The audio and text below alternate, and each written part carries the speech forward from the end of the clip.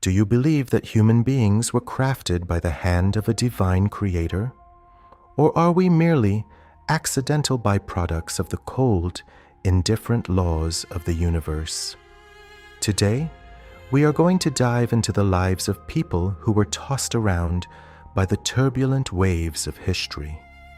We will look at a philosopher who fought for justice only to become the very monster he loathed, and a man who became a saint not through virtue, but through a single, messy mistake.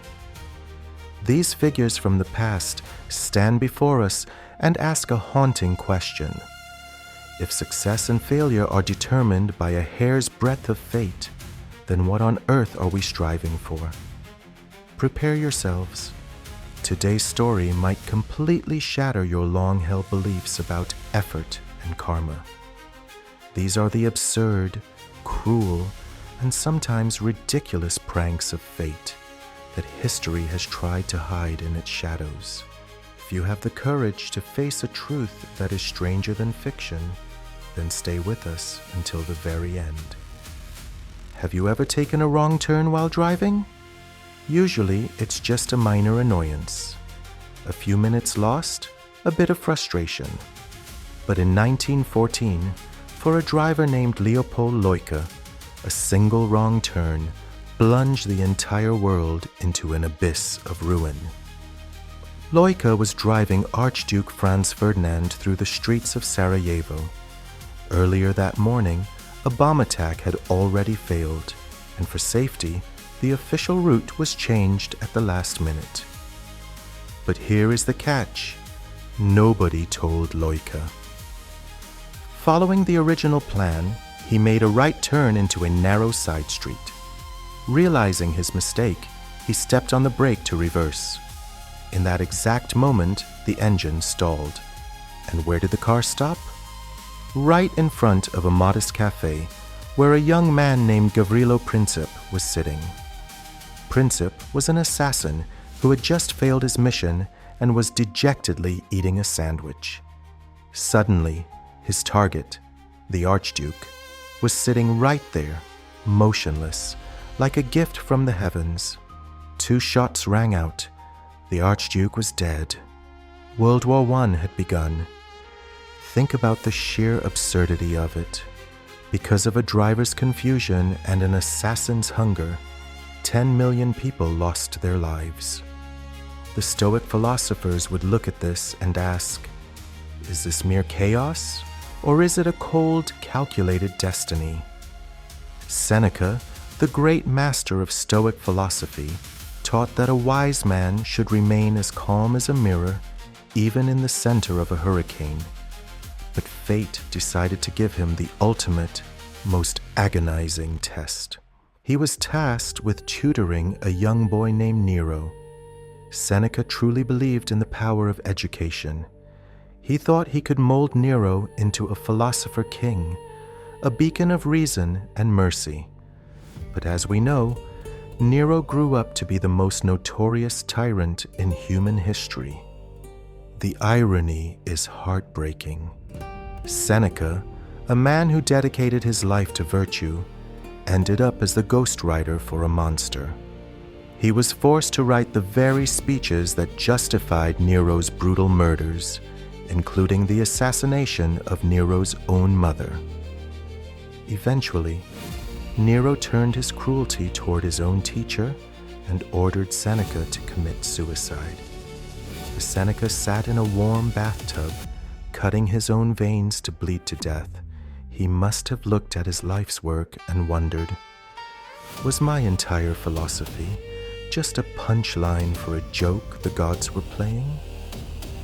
Jean-Baptiste Bernadotte was a man of the people.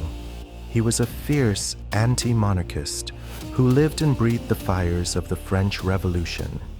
He hated kings so much that he famously had a tattoo engraved on his arm that read, "Death to Kings." But fate has a wicked sense of humor. Through a series of bizarre political maneuvers and sheer coincidences, this man, the one who swore to end the line of kings, was invited to become the King of Sweden.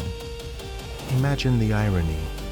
for the rest of his life, he wore the crown and the royal silk robes, but underneath it all, he carried a secret that could destroy him. He never allowed a single doctor or servant to see his bare body, terrified that they would see the words, "Death to kings," on the skin of a king. Fate didn't just give him power, it trapped him in the very cage he had spent his life trying to burn down. Boethius was a man who had everything: immense wealth, high political office, and the respect of the world. But in the blink of an eye, he was falsely accused of treason and thrown into a cold, damp dungeon to await his execution. Yesterday, he was a nobleman. Today, he was a prisoner in rags. In that pitch-black darkness, he wrote one of the most influential books in history, The Consolation of Philosophy. Through his writing, he realized that Lady Fortune is like a spinning wheel. If you want to enjoy the thrill of being at the top, you must also accept the inevitable moment when the wheel turns and crushes you at the bottom. He found a strange, transcendent freedom in his cell. He realized that while fate could take his property, his status, and even his head, it could never take away his perspective on life. In the moment of his greatest defeat, he achieved his greatest victory. In 1928, a scientist named Alexander Fleming did something very unprofessional. Before leaving for a summer vacation, he left his laboratory in a mess, with dirty petri dishes scattered everywhere. This was a moment of lucky laziness. While he was away, a stray mold spore drifted through the air and landed on a dish he had forgotten to clean. That mold became penicillin, the world's first antibiotic, which has since saved hundreds of millions of lives. If Fleming had been a better researcher, if he had been more disciplined and cleaned his lab perfectly, he would have washed away the very thing that saved humanity. We might still be dying from simple infections today. It's a chilling thought. Your failure today, or your moment of weakness, might be the very thing that saves the world tomorrow. The Stoics often compare human life to the act of an archer. The archer does everything in his power to hit the target.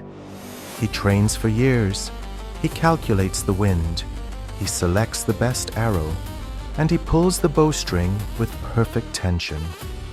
But the moment the arrow leaves the string, it is no longer in his hands. A sudden gust of wind, or a target that moves at the last second, can change everything. The secret to surviving the cruel pranks of fate is to stop obsessing over whether the arrow hits the mark. Instead, you must focus on the sincerity of your aim. Even if fate rewrites your entire script and turns your life into a tragedy, make sure that the final line is spoken in your own voice. That is the only true victory an inhabitant of this chaotic universe can ever hope to claim. If this story gave you a new perspective on your own journey, please like and subscribe. It truly helps the channel grow. Thank you for watching until the very end. Until next time, keep aiming true.